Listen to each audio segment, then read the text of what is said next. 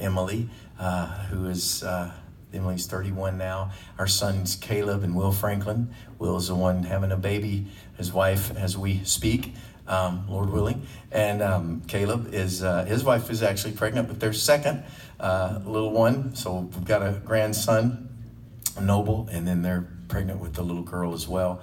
And so incredibly blessed, and God has given us many new stories, new chapters of our story and our journey, even in these last few years. Many of you know our story, know that there's one very, very dark and very difficult chapter woven into an amazing part of our life, which is that we had 3 children. I used to laugh in concert and tell everybody we had 3 kids we had named Eeny, Meeny, and Miny, and we ain't having no mo, because we were done. But God knew we were not done, and He blessed us incredibly through the miracle of adoption with Johanna and Stevie Joy and Maria.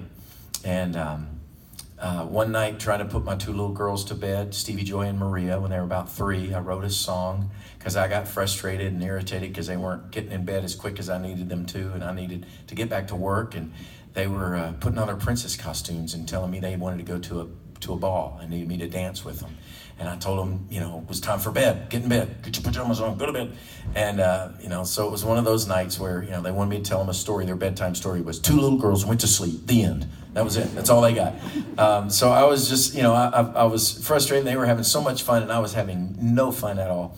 And when I finally got them in bed and I sat down and I started thinking about Emily, who was at Baylor University at the time, and my heart became very heavy because I started to realize how quickly these little ones were going to grow up, and they would not want Dad to dance with them anymore. They would not be interested in dancing with me at all.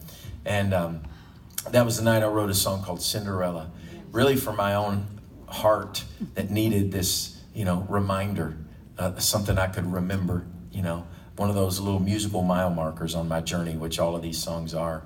God is teaching me something, showing me something.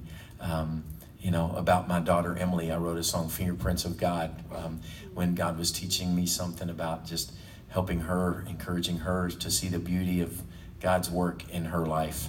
And those fingerprints continue to show up on her amazing life and story.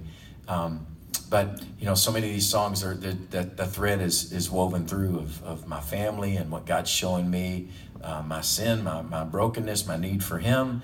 And so this night, that night I wrote this song.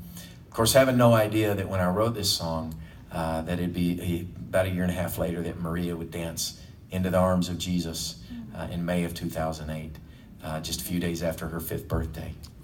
And, when I talk about remembering, the last thing I would encourage you with in this is, I mentioned it earlier in the night, is the incredible, powerful, important thing about remembering is that it's not only what God has done in His faithfulness, but it's remembering. If we can't remember the promises that are out ahead of us, sometimes it's impossible to have hope in the present moment. My pastor says, he calls it this, he says, you remember the future into the present.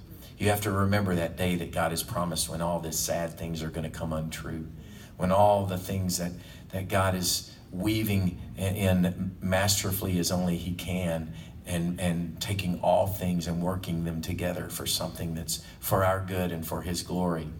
We have to anchor our hearts to those promises of God and remember those promises into the moment that we're in. That may be very difficult and very hard or painful or confusing.